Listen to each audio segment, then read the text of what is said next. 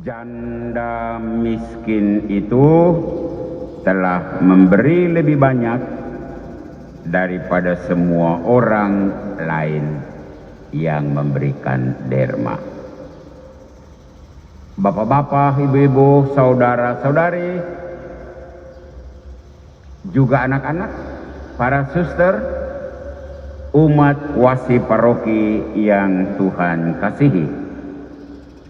Pagi ini Yesus menyempatkan diri untuk memperhatikan bagaimana orang memasukkan uang ke dalam peti persembahan.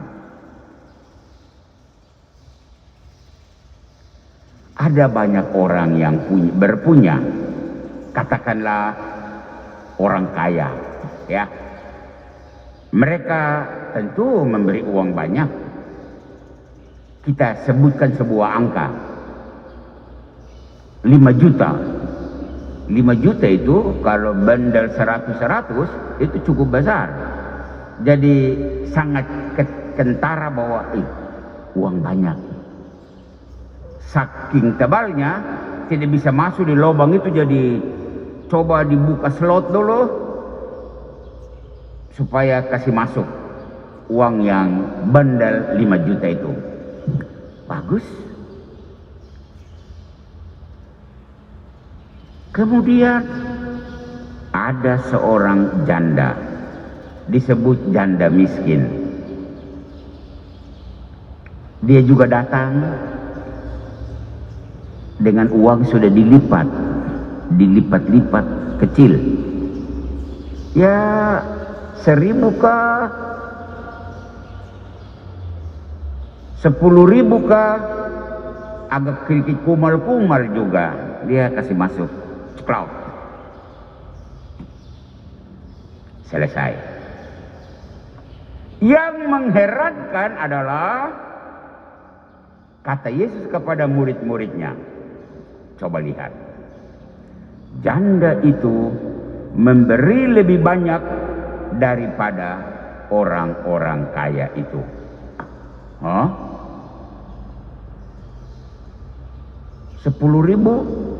lebih banyak dari 5 juta. Masa sih? Ya, janda itu hanya punya 10.000 itu, atau dia hanya punya 5.000 itu. Hasil jual sayur, hasil apa lagi, dan itu dia punya yang ada di dompet, yang ada di rumahnya, dan dia bawa ke bait Allah. Sedangkan orang kaya 5 juta itu berarti loh, tebal, banyak, bagus, tetapi dia punya uang masih banyak lagi. Bukan hanya ratusan juta, mungkin miliar, bunyi-bunyi miliar. Dan kalau itu, maka jelas kita mau mengerti konteks pembicaraan Yesus. Ya jelaslah, janda itu memberi dari seluruh kepunyaannya. Dia miskin dan dia punya hanya itu, dan dia kasih. Sedangkan orang yang berpunya, orang Papua bilang itu kotoran kuku saja, tai kuku saja yang dia kasih. Bacaan pertama, janda di Sarfat, tepung hanya sedikit ini, tetapi untuk memenuhi kebutuhan dari tamunya yang datang ke rumah, dia membakar menjadi roti dan dia menyajikan.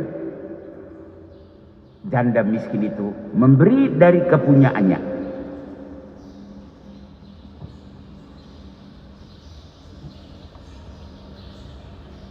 Dari cerita ini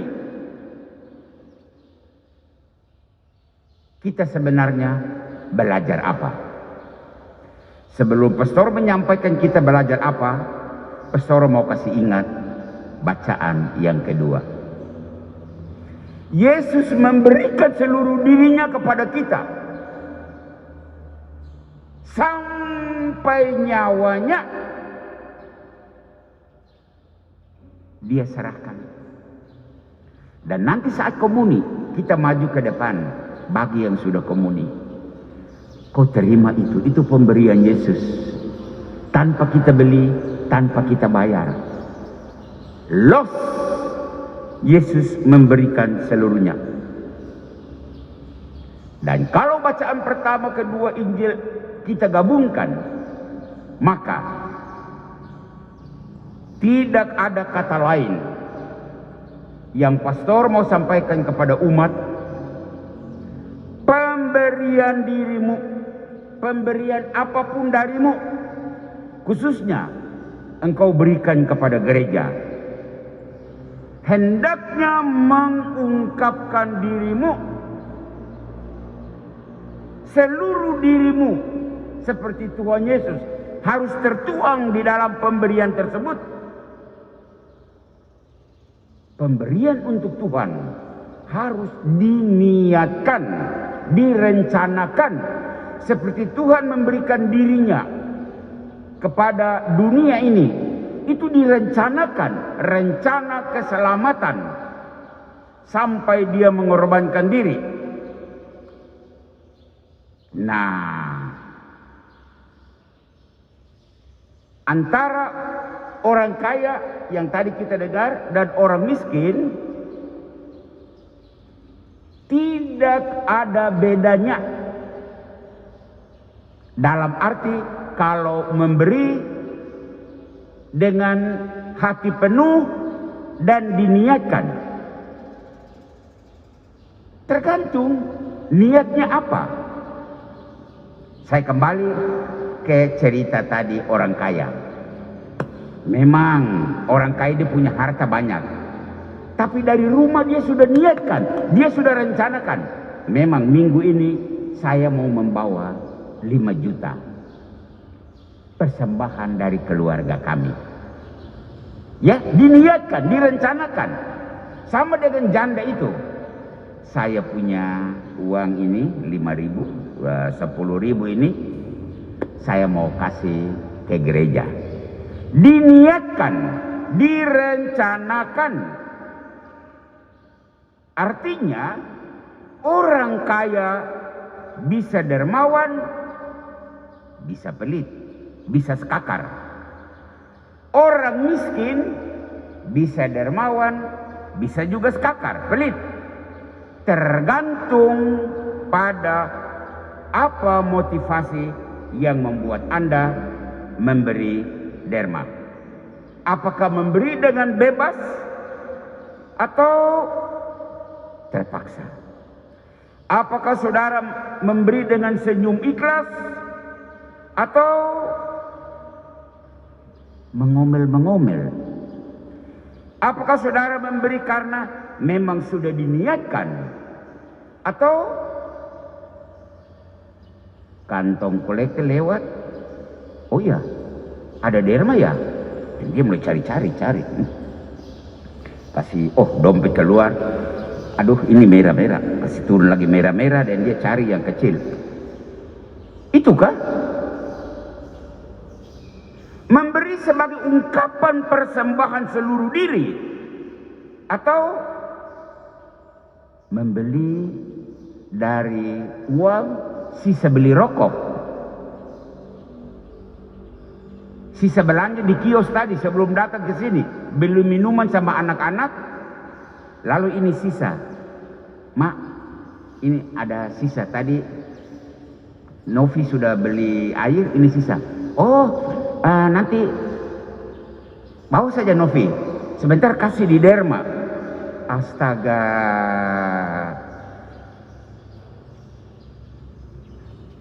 ambil uang itu, walaupun jumlah sama, tapi engkau memberi itu beda dengan katakan, Novi, uang sisa belanja nanti pakai untuk derma ya. Itu kau ajarkan kepada anak bahwa memberikan kepada Tuhan Allah adalah sisa dari belanja. Beda. Uangnya sama, jumlah sama. Tetapi saat sebelum masuk gereja, Novi, ini uang mama kasih ya. Sebentar saat kolekte, Novi kasih ya. Sebagai derma. Beda. Warnanya akan berbeda. Bapak, Ibu, saudara-saudari yang Tuhan kasih, sang janda yang miskin dan sederhana itu memberikan sedikit tetapi dengan seluruh hatinya, dan Tuhan menerimanya. Apakah engkau janda itu? Apakah saya janda itu? Mari kita refleksikan. Orang kaya itu memberi banyak tetapi bukan memberi dengan seluruh hatinya. Dan Tuhan mengancamnya. Apakah engkau orang kaya itu? Apakah saya orang kaya itu? Pulang dan renungkanlah. Tinggal 2 minggu lagi kita akan jadi paroki. Paroki Santa Cecilia. Ini luar biasa. Saya sebagai pastor kuasi paroki selama bertahun-tahun dan saya memberikan evaluasi. Sebetulnya secara kemampuan keuangan kita belum mampu untuk berdiri sendiri. Kita hanya 20 kombas. 3 Raja itu satu wilayah Kaspar itu 20 kombas. Masih ada 3 wilayah lain. Kalau kita tidak membangun sebuah niat untuk membangun paroki ini, kita akan nyonyor. Kenapa? Nanti kalau kita sudah di paroki, kita harus membayar gaji pastor. Coba kalau 2 pastor, berapa? Kita harus memberikan sumbangan wajib, dana solidaritas untuk keuskupan. Semua paroki memberikan 40% dari pemasukan kirim ke keuskupan. Saya agak khawatir bahwa nanti kita akan setengah mati. Tetapi sekali lagi, Injil hari ini mau mengatakan apa? Kalau umat semuanya, besar kecil, tua muda, laki perempuan, kita membangun sebuah niat untuk bisa berdiri di belakang pastormu untuk menghantar paroki ini menjadi sebuah paroki yang mandiri, pasti bisa. Dan saya yakin umat kuasi paroki Santa Cecilia yang akan jadi paroki Santa Cecilia, Anda mampu, kita mampu, kita bisa. Saya jamin itu. 2 minggu lalu saya bertemu administrator diocesan. Dan saya tanya bagaimana? Pastor, ingat, Pastor Martin sudah 3 kali gagal. Jangan ke-4 kali ya gagal. Umat sudah hampir bosan. Selalu gagal. Dan apa jawab Pastor Martin? Oh, Pastor Amandus terserah.